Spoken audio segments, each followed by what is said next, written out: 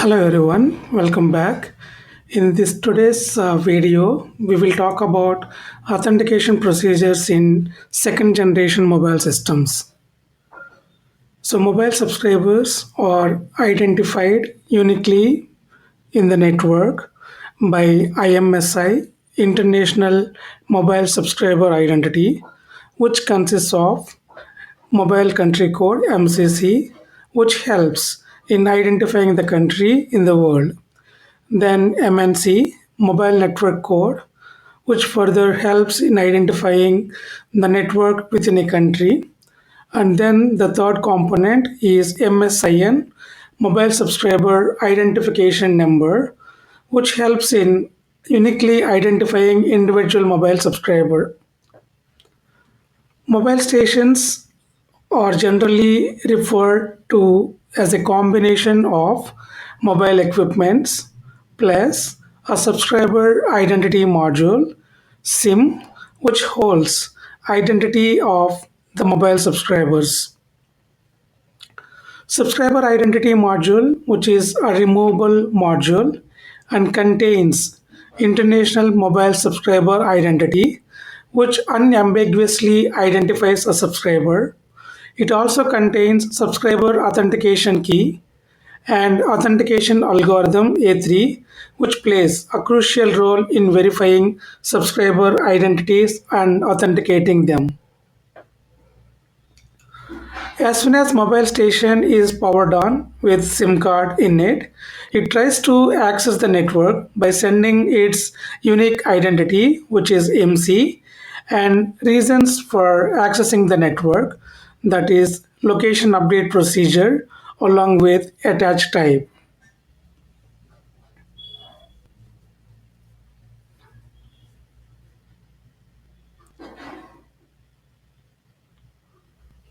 So in a given network, base transceiver systems (BTSs) are connected and controlled by a network element called base station controller (BSC).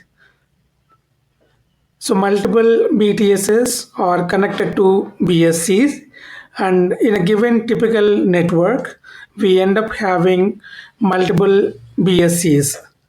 So the combination of BTSs and BSCs form radio access network RAN. And based on the attached type that is received from the mobile station in the attached type, if the attached type is MC, the request will be routed to MSC VLR. If the attached type is GPRS attached or combined IMSI and GPRS attached, the request will be routed to SGSN/VLR, which are present in the core network. So these are some of the network elements that are available in the core network. We will look into those network elements which are taking part in the authentication procedures, starting with MSC VLR,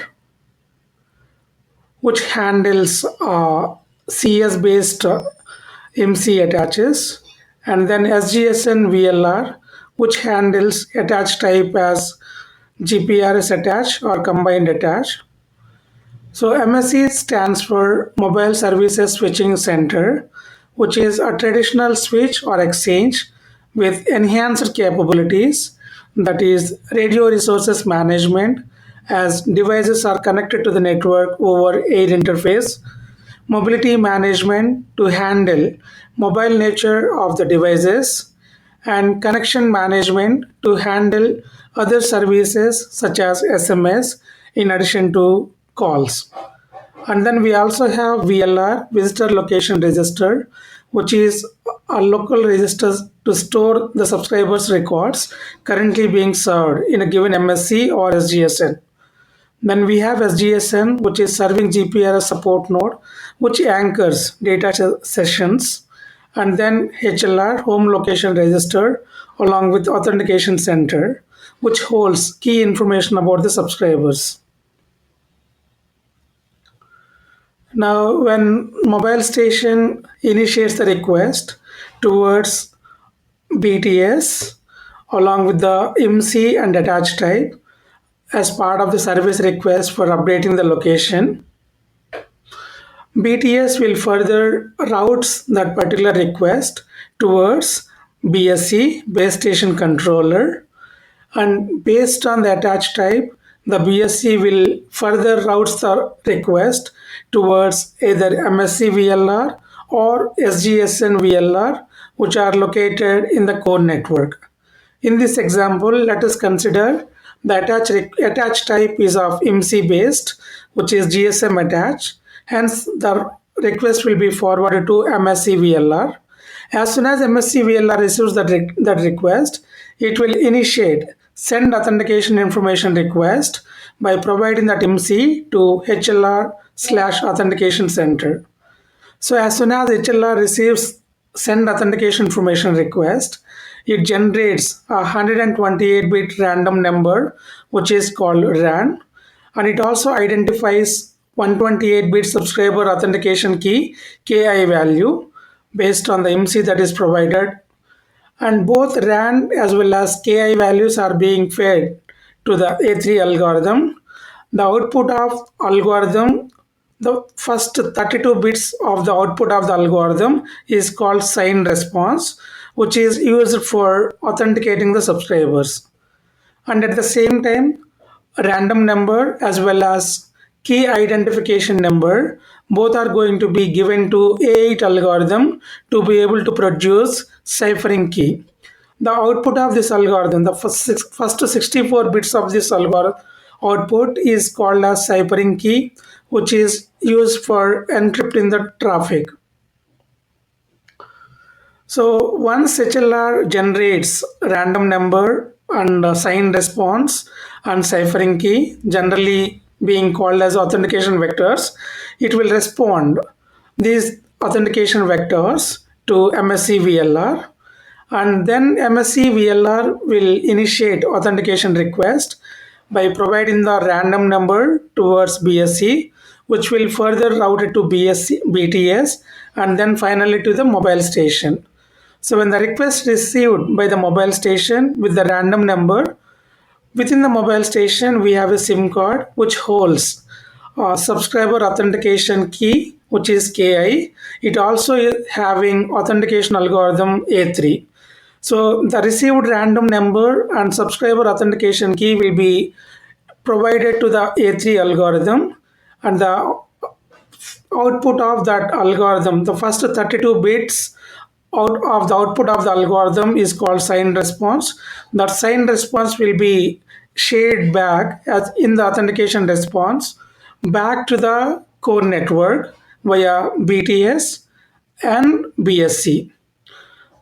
So once sign response from the mobile station is computed and shared back to the MSC VLR, then MSC VLR, what it does, it will try to compare the sign response that it has received from the HLR/authentication center as well as the sign response that it has received from the mobile station. If the sign response is same or identical, then the authentication is successful and user is allowed, mobile station is allowed to go ahead and continue the subsequent actions to register into the network. In case if the signed responses are not equal, the authentication will get failed.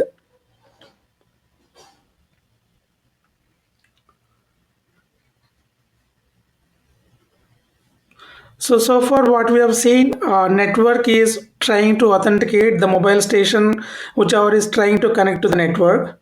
But however, how do we make sure that uh, the network to which it is getting connected is genuine network? So that is something probably we will try to get into more details how this situation is being handled in the subsequent next generation technologies, which is third 3G.